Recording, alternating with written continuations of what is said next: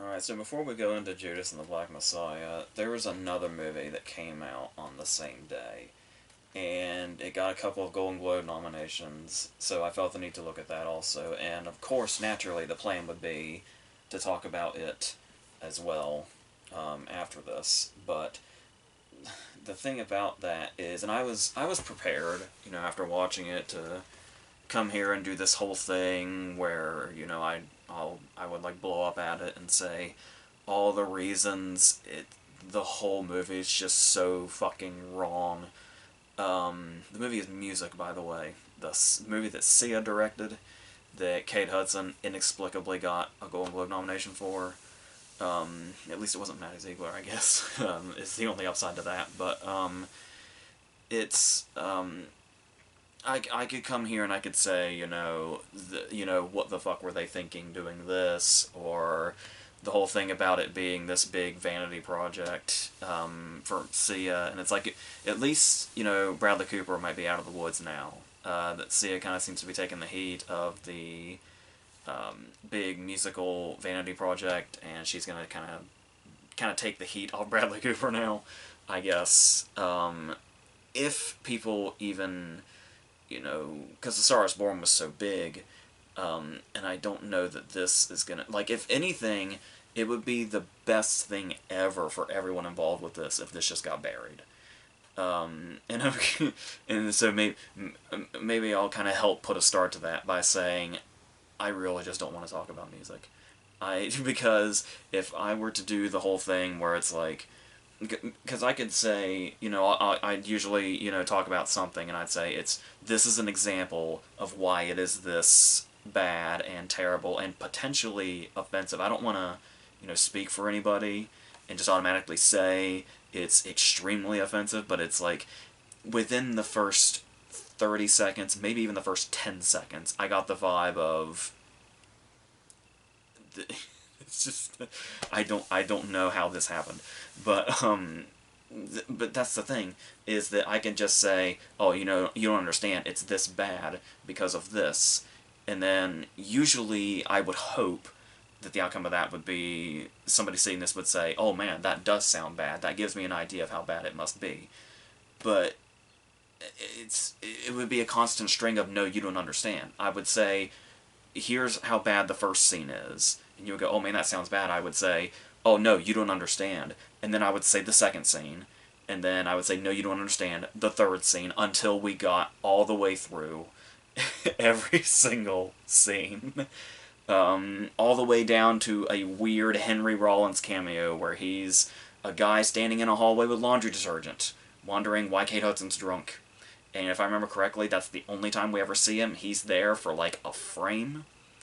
I don't know. I think there were a couple of random cameos also, but I guess, blocked them out of my head. But, yeah, and the whole thing of, like, the movie taking breaks to be a Sia music video, I don't know. I just don't want. That's, like, if I tried to go into music, I don't know that I could stop, and we would be here all fucking day when there are two other movies to talk about here, one of which is actually worthwhile.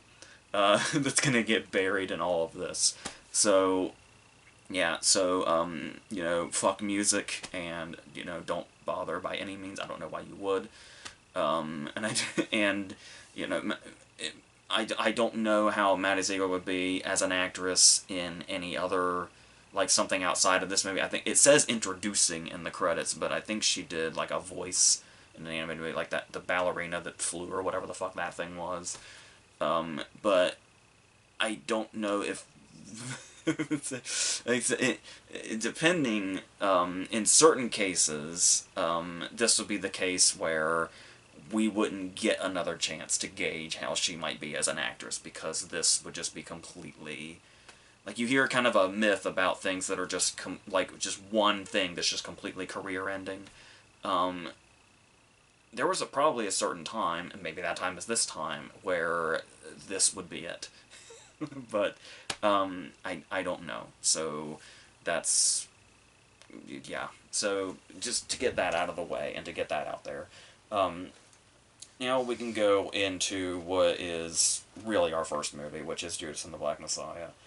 And this is from a director named Shaka King, and it's this story. It's sort of in that vibe, because I kind of got really excited, like pretty much at the start, because of the story that we have here. Because not only is it just like a really important story in history in general that unfortunately a lot of people didn't learn in their youth or haven't learned in their youth, when you're looking at kind of the rest of the history of this era. But the idea of this undercover story, and just right away, like it'd be really easy for a recent comparison to be Black Klansman, where you've got the racial tension as well as the going undercover story. But when you look at like anything in the crime genre or the cop genre or whatever, the undercover story has always been something that I've really been drawn to. It's just something that like just completely sets itself up to where there's going to be a lot of tension and a lot of suspenseful moments and stuff like that. And when you're using that kind of story in a movie, whether it be a true story or a fictional story, is like a gold mine when making a movie like this. And this one handles it really well. And it's also kind of what makes this one particularly unique to that is the whole idea of usually the person going undercover is on the right side of things. So this is like almost feels like kind of a unique twist on it. And it's and the whole thing about it having like being able to be compared to Black Klansman. On top of those other two things about that, there was also the thing where Spike Lee said that a lot of his inspiration for Black Klansman was the '70s cop movies like The French Connection and Serpico and stuff like that. And this kind of has a really similar feel. Like it's obviously it's set in '68 and then goes into '69. But it still kind of has that same feel also of like those, prime '70s crime movies. Which is always going to be, like, you would think that kind of thing would be played out at this point, or maybe also undercover stories would be played out at this point, but it's really not. Like, it's really hard to fuck that up, especially when you already have a foundation for the story you're telling, given to you by real life.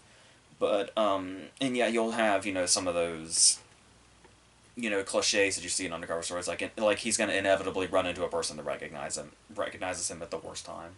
But that scene happens like really early, like it's almost one of the first scenes that happens, and then it just kind of goes from there. And obviously, the tricky thing about telling this story is the fact that you're going to have Lakeith Stanfield being the basically like the main character. Like Daniel Kaluuya gets top billed, and probably because he's the Oscar nominee, the previous Oscar nominee, but he and future for this, no doubt. But the thing here is that I guess you would say he's the protagonist in the sense of the person that the story is kind of centered around and who is, at like the core of it and who we're really watching, as he goes into this. But it's the thing of I've heard some people already throwing criticisms at this movie to where it's like, do they make this character too sympathetic, given what the tragedy this undercover job led to. But what's interesting about, like, I can honestly not think of another person to cast other than Lakeith Stanfield, and the reason I say that is because I feel like in not just any movie I've seen him in, but kind of in real life also, when you see him being interviewed, he's got this look about him, like in his eyes, where it seems like it always kind of seems like there's something going on behind his eyes, and it gives him this kind of mystery that you can't quite crack. And that's kind of the way the character's portrayed, where it's like the movie doesn't really go deep into like his, where he's necessarily coming from or anything like that. Like and I get the criticisms of a lead character probably shouldn't be this sort of distant from the audience. But given where our emotions are obviously going to lie in, Fred Hampton and Dominique Fishback's character and, the other members of the Black Panther Party, but there's still something that Stanfield brings to this that where it feels like it would be like the character on paper would be really paper thin, but just that way about, like, just his presence brings something to it that really draws you in. just kind of inherently when you see him, and like you get the sense that there's this, sort of troubled way about him, and there's the things that kind of come into this and sort of shape his, because his character doesn't really come in with much shape. So it's kind of the events that go on that kind of shape him, and he's just kind of being, because he's obviously being, conducted by like Hoover, who's Martin Sheen, who I honestly didn't recognize right away in all of that really bizarre makeup, as well as Jesse Plemons, being the cops that are like pressuring him and saying, you can do this or you can go to prison because you're obviously a criminal. And it's just kind of a lose-lose situation where it's the thing where a lot of the tension starts to come in to the, not only because we know where the movie's headed, but if we're focusing on his character and the way things are like the more things get out of hand, the more kind of he's in deep shit basically, and there's a danger on both sides where it's he certainly can't trust the people that are pushing him into this, but also if he's found to be the traitor that he is, that obviously given in the title, it's gonna close in on both sides, and this is just kind of a no-win situation. But it's obviously it's tricky because, like I said, the information that he does give ultimately leads to where it leads, to the conclusion of this story, the tragic conclusion of this story, and I can kind of see where it's almost like that was almost too tricky for the filmmakers, because it does feel like there's still a distance. And a lot of the distance, I think, comes from the fact that we don't really get as much interaction as you would think between O'Neill and Hampton. Because I feel like, even if it's, fabricated and kind of comes away from the actual history or whatever, which obviously I wouldn't know the precise details of in the event of, like, how close, O'Neill and Hampton might have been while he was undercover, I guess you would call it, for lack of a better word. But, it would almost, like, it would make the betrayal, like, more emotional, not just on, because the story itself is going to bring the emotion, of course. But as far as being a movie and telling this story in a sort of cinematic way, you'd think we'd get more of that. Like, the betrayal would feel more personal, like, even more so than it already does, if we saw a bit more between the two of them together. But it almost felt like they hardly ever interacted through the whole thing. Like, they were often in the same place, but that kind of felt like it was it. So it really kind of felt like there was something missing there. But and as far as, like, the actual history goes, because being a movie, I'm going to assume there's liberties here at some point. I know there's a couple of documentaries floating around. There's one from a while back called The Murder of Fred Hampton, I think, which if you're looking for a more, I always try to mention that when you're talking about, like, historical based movies, is if you're gonna be a huge stickler for the details, you're probably just better off sticking with documentaries. And then as far as, like, where Hoover kind of was in the situation and what all he was doing and causing, there's something that's out, like, now, MLK FBI, I believe it's called. So, like I said, if you're more about the historical details, you might probably go in that direction. Because obviously it's also the movie's job to kind of have, like, a sort of entertainment value, regardless of how tragic the story it's telling is. But to go into where a lot of the award buzz for the movie is, we do have Daniel Kaluuya's performance here as well, and he's the thing where it's there. Sometimes you talk about, like, category for all, like, he's running in the supporting category in all the award shows, despite being first credited over Lakeith Stanfield, who's clearly the lead character, I guess you would say. But that's the thing is, yeah, as far as, like, screen time goes, I would definitely say Hampton's a supporting character in the movie, as far as screen time goes. But Kaluuya does bring so much power that it does feel like how I said, technically the story centers around O'Neill, but you can feel a shift whenever Kaluuya's on screen, and to where that's where all your attention goes. He's like a magnet when he comes on the screen, and it's it's easy to say, yeah, he's probably getting all the award stuff and the recognition because of the big. He's gonna have a lot of big speech scenes, which he does really well. There's one in particular at about the halfway mark, after he gets out of a stint in prison, that he has a really big moment that'll probably be like his all of his award show clips. But there's a lot of kind of quieter moments also, and I do think a lot of that comes from the inclusion of the Dominic Fishback character. Even though I feel like she probably could have had more screen time, and she does stand on her own both as her performance and the character itself.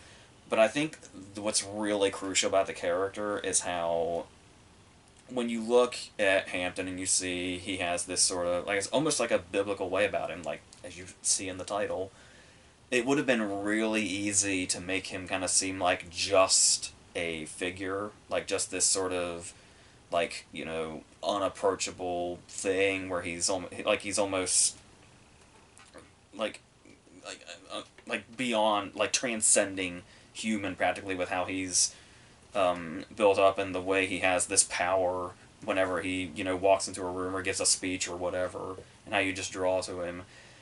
These scenes with Fishback actually kind of give him that human quality that would otherwise be missing when you're trying to build a person up this much in regards to the portrayal, to show just how big of an impact they made.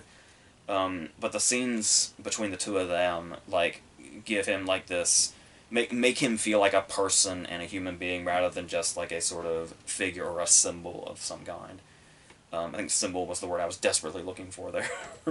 um, so I think that was a really important part of the story also.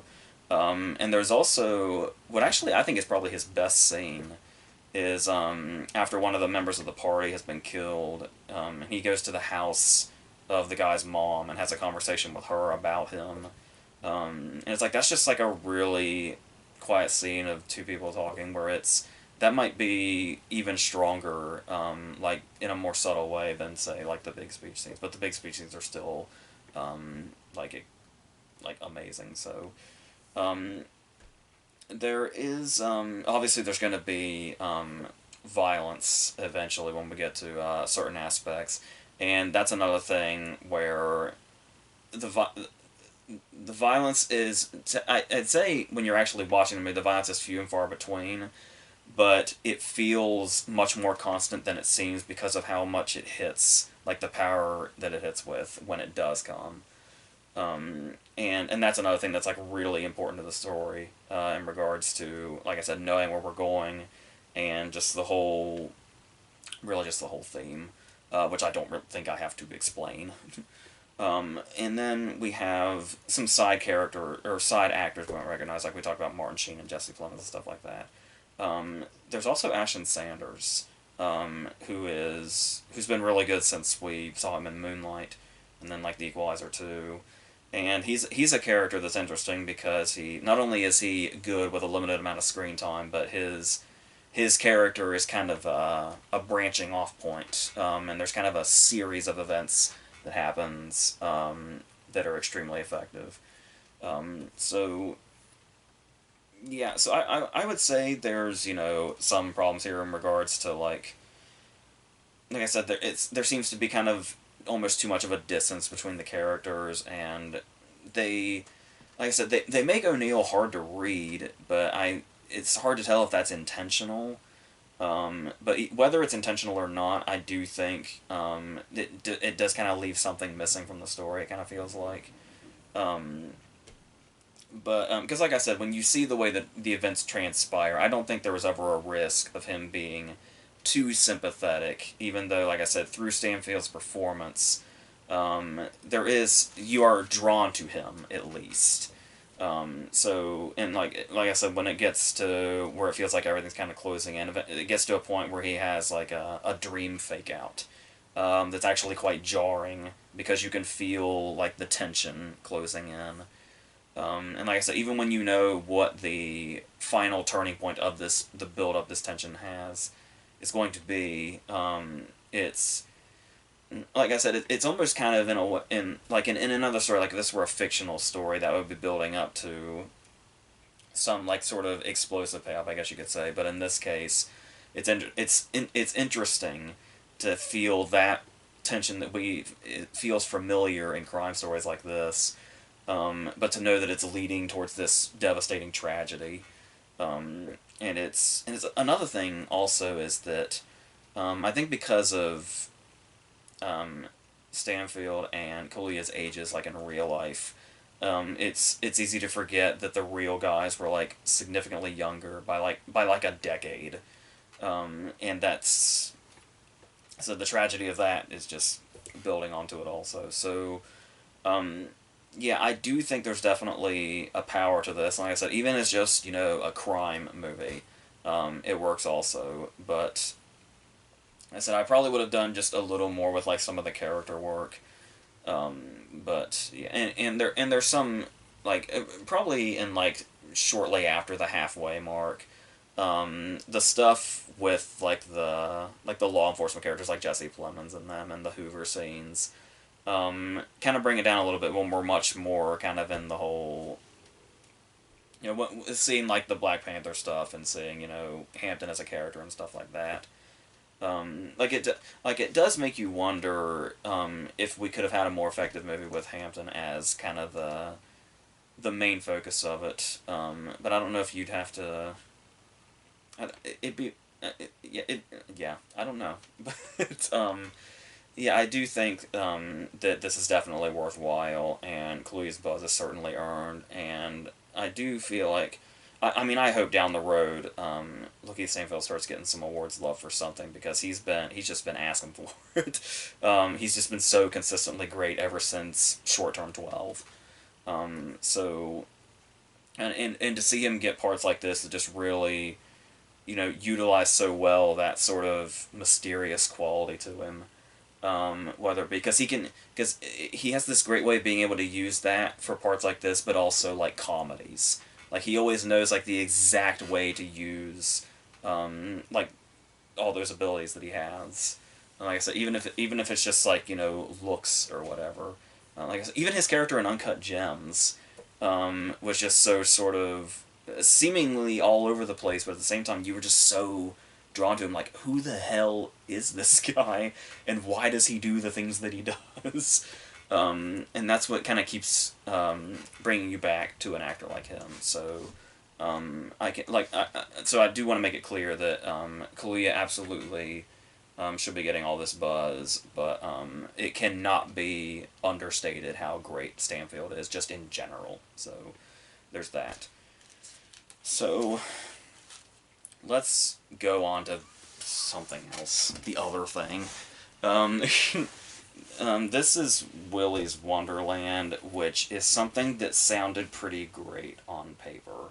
The idea of Nicolas Cage taking on the janitor role at this sort of theme... I want to say theme park, but it's indoors, so I don't know what else you would call it. It's like a demented Chuck E. Cheese, I guess. So I don't know what you would call that, but the animatronics come to life and they're trying to kill everybody, and he has to stop them, and he has no lines, like no speaking lines whatsoever. He just gets to be Cage, without speaking, and there obviously on paper there's definitely something here. I know that people were saying that it's basically the plot of that game Five Nights at Freddy's. I'm not really... I know the name by hearing it a lot, but I didn't really know this is like what it was. So obviously those comparisons have been getting made. But the thing here is that with Cage movies, obviously, I always get really excited when I talk about Nicolas Cage, because he doesn't give a fuck, but gives so much of a fuck at the same time, that he will just do whatever he will go as big as he feels in the moment, basically. And like it makes all his characters feel so unpredictable, even if the movies are shitty. And sometimes they're great, but a lot of the times they're shitty. But he always keeps you coming back, because you just don't know what he's going to do next, and that's a great feeling. But with that said, sometime there's still the right way to use Cage and the wrong way. And I don't really ever like a lot of people like to, bag on him and say he's a bad actor and stuff like that. But I feel like any time like his whatever it is that he does is has worked so many times anyway, even in bad movies, that I feel like whenever a movie like this is as bad as it is, I don't feel the need to blame him. I feel like it's everything around him because you know what you're doing. You should know what you're doing when you call Cage. And you said, to my understanding, a big reason he wanted to take this was he'd always wanted to do a silent performance in a horror movie. Um, and so, and like I said, the idea on paper, like, it's no wonder he said yes. But when you look at what we're looking at, the completed product, the alarm bells are going off very soon. Like, for the people that like to bash Cage, this is going to be shit, this movie is going to be the absolute worst, comes before he even shows up. So it's to start off here, not only do we have credits that look like beginning credits that look like they were made in like 90s software, but you have that really really cheap thing going on where I've mentioned these before. When you can go to like Walmart, and in the bin there's like those 50 horror movie packs, and like 99% of them look like they were shot on the camera I'm using to do this right now. And it looks like it was made for $2, and these are not the kind of people that can do the shoestring budget thing. These people wish they were making big budget things but have small budgets, and it comes through in a really bad way. It looks really cheap, has really dumb looking effects that don't work at all.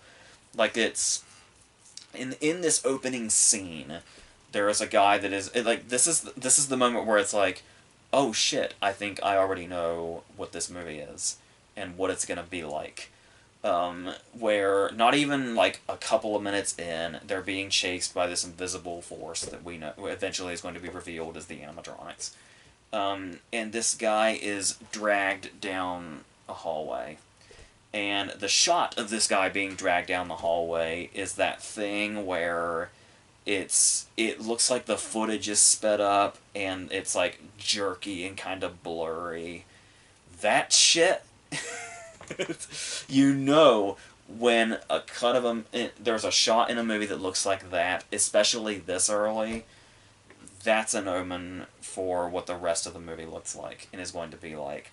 And this is what the director is going to think is an effective, scary shot, or whatever you want to call it. And that, that sounds like it's, closed-minded, because it's like, give the movie a chance. It's only been on for 30 seconds. Judging an entire movie by a shot like that happening in the first scene has never failed. Yet. So, at least as far as I can remember, it is always a telltale sign that the movie's going to be really cheap looking, have really shitty effects, and just clearly was an idea that did not look like this on the page. So, yeah. And then they're just trying to do the thing. Like, this whole thing is really tryhard. This is the case where I talked about how you need to know how to use Cage when you bring him in. Because sometimes you can get stuff like Mandy that's genuinely great, or you can get, guilty pleasure stuff. Like, insert anything like Seeking Justice, the one he did with Guy Pearce, is one I actually kind of like a lot. Or Rage, or any of those. The ones where he's clearly going all in when the movie doesn't really deserve it. But then there's another set of Cage movies. And that's because honestly he's so entertaining and so unpredictable that a surprisingly large chunk of those, straight to DVD movies or whatever fall into that guiltily entertaining category. The I feel like movies like Willy's Wonderland are the ones that are giving him the bad reputation of people that think he's a bad actor. Um, these are the ones where they bring Cage in and they think just because Cage is here that they have something like because it's Nicolas Cage, hey, we've already accomplished something. And it's like he basically goes into this because in those other ones where he really just goes all in, you can feel him going all in. Like if his character just suddenly does something manic seemingly for no reason, oftentimes you get the vibe of Cage really felt like his character needed to do that. Like he genuinely was not going to rest until his character did that. Movies like Willy's Wonderland, he's basically a wind-up monkey. He comes in, you've paid him the 50 cents, judging by what this movie looks like, I imagine. That or they had a whole budget and it all just went to him, and then they had to make the movie with nothing. But no, he's a producer on it, so I don't know. But we won't go into that. So because it's like, oh, maybe he is a little to blame. But no, I mean, as far as like him coming in and doing the Cage thing, it is the case where you don't get the sense that Cage felt the character had to do any of these things. He didn't have to dance at the pinball machine or whatever the hell else he does in this. He was basically here as a wind-up monkey, and the director was off screen saying, "Oh, Cage, do that thing that you do in like the other things. That thing. Go do that thing," and that's the direction he's given. It's like he's given. Obviously, he's given not much of a script because he has no lines. So it's just like, oh no, you don't need lines. Just do your Cage thing. I don't have any particular ideas. You just run with this. And that's when Cage runs into trouble. And even more so, the movies run into trouble. So he's just stuck here, doing this stupid shit, while the director tries to make it look badass. And there are some times where just even Cage can't make that work. Even Cage can't make something badass by just being present. This movie has probably one of the most... no, there's really no question as far as I can think of it. This movie has the most unwarranted use of Freebird there's probably ever going to be. You think about, Jenny almost committing suicide in Forrest Gump, or the end of The Devil's Rejects, or the church scene in Kingsman. It's like Freebird works every time. But it's like, now seeing Freebird at the end of Willy's Wonderland was like, I think we should just retire that song now from soundtracks. Like, I think we're done with it. So, most of the movie is that. It's just try-hard bullshit. And as far as it having, as far as, the whole, it's because Cage is just present thing. Like, the Willy's Wonderland mascot, like, on the sign on the front of the building, is just like a weasel, and he's just, like, posing and smiling. And when Cage first gets to the building, not knowing necessarily that there's anything sinister here, he, like, looks up at it, and it plays, like, big music as he just stares down a smiling, animated weasel mascot. And you can just know the director's imagining the audience saying, oh, it's Nicolas Cage, and he's looking all intense at something so ridiculous. How great is this? And that's the kind of shit where they pretty much stopped at that. They thought they could work an entire movie around that way of thinking. That's just how they would react automatically. And I'm sure there's people that will, but it's just kind of bullshit. And being a movie about animatronics, it's kind of funny. There's not a whole lot of animatronics going on. It's either really, really, really cheap-looking CGI, or it's clearly a stunt person in a mascot costume. Neither of which have the desired effect, as you can probably guess. So, and as far as it feeling cheap, there's also, like, no, I feel like this could have been at least gone up one level if they at least got creative with the kills. But they just weren't, okay, so here's the thing. is anytime someone is killed by one of the animatronics, it comes in and the person screams, and then we see the animatronic coming for them, and then we like cut to something else, or we get really really close so you can't see anything, and then they just start flinging blood around, and then they throw some blood on the actor, maybe a fake intestine or something, and that's it. And then Cage comes in and he beats the animatronic to death, and that on a loop is the whole movie.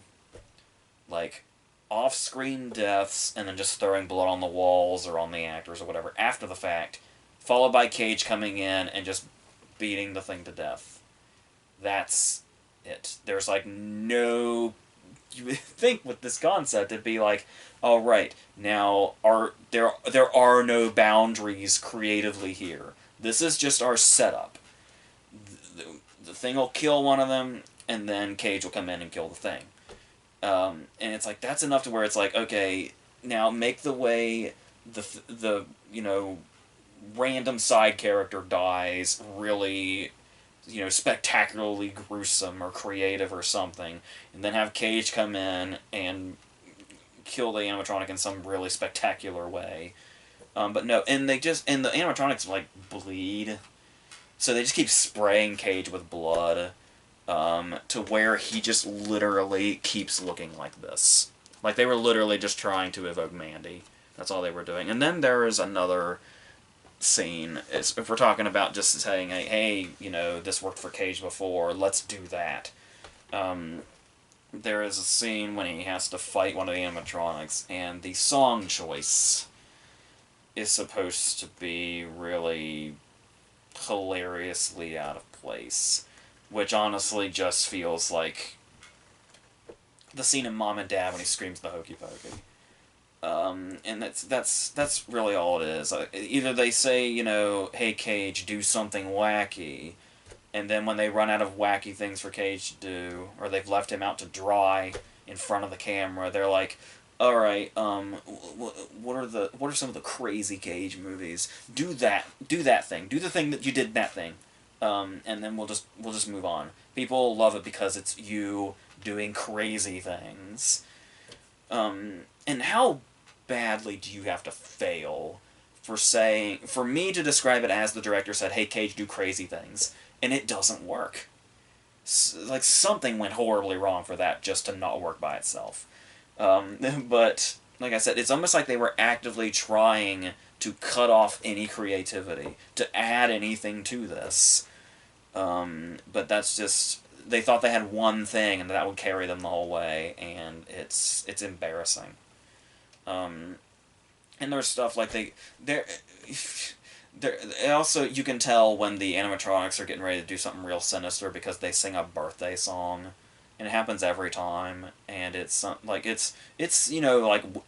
in the movie's universe, like the writer of the script wrote the birthday song as well, and it's like you just get the vibe they really thought this birthday song was gonna be something. Like, it's like the 1-2 Freddy's Coming For You thing. They probably thought they were doing the next to that. And it's, like I said, you can visibly see how hard they're straining, and it's not working. Like, none of it's working. And some things here, like, you wonder why characters do certain things.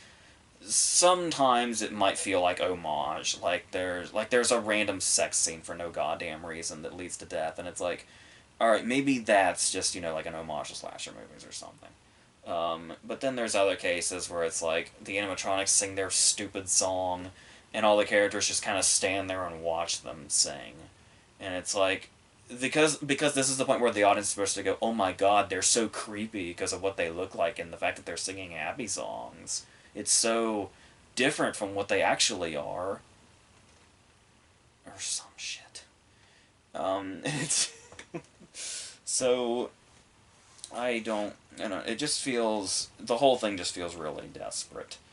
And I don't know what else to really add to this. There's a really laughable backstory about why the animatronics are alive and killing people. and that just feels pretty ripped off from. There's a movie from like 2014 called Last Shift, where it's like a girl that's in the police station. She's the only one there, and then like supernatural shit starts happening because like of a weird cult suicide thing or whatever. It's just that. That's it. That's all. But the thing is like we established that backstory, but they keep fucking giving us the backstory. They brought Beth Grant in here, who definitely should be doing better things than this. And she's basically the one that's giving us, all the backstory. And it's like, we get the backstory once, and it's like, oh, wait, there's more to the backstory. It's like, oh, wait, there's more to the backstory. And it's just like, no, this is just them desperately needing to fill in the runtime, because it doesn't even break an hour and a half. So let's just keep on this backstory thing, so we don't end up with a movie that's like 60 minutes. So, yeah, like I said, the whole thing basically wrote itself. But that's just the problem, is you can say that as, a phrase, but nothing actually writes itself. You gotta get in there and expand on this shit, or at least do something, to make it what you would expect it to be when you hear this. But this is just some cheap bullshit that honestly would be one of those things that's right at the bottom of one of those bins in a pack with like 20 other movies like it, that it would never do anything to stand out from. It would just be the same thing and all the other bland shit that's like this. It just happens to star an Oscar winner with no lines. So, that's... So yeah, how much of a letdown can you be? This this answers that question so many times over, it's depressing. So, weirdly enough, I think it's got like a 60-something% on Rotten Tomatoes, which is really, really fucking high for this. So maybe that whole thing worked for people. Maybe just it being one idea was enough to throw people in. Maybe these people did think it was hysterical to watch Nicolas Cage stare at the sign of a building intensely. Especially when that sign is an animated character that's smiling and happy. Because the irony of all the bloodshed that happens. And so on. All the shit you've seen and heard before.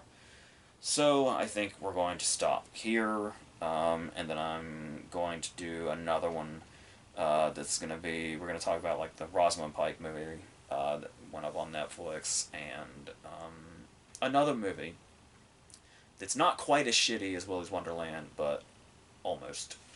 So, Versus is coming back as well, with my brother. So, until those things, I think that's going to be it for this.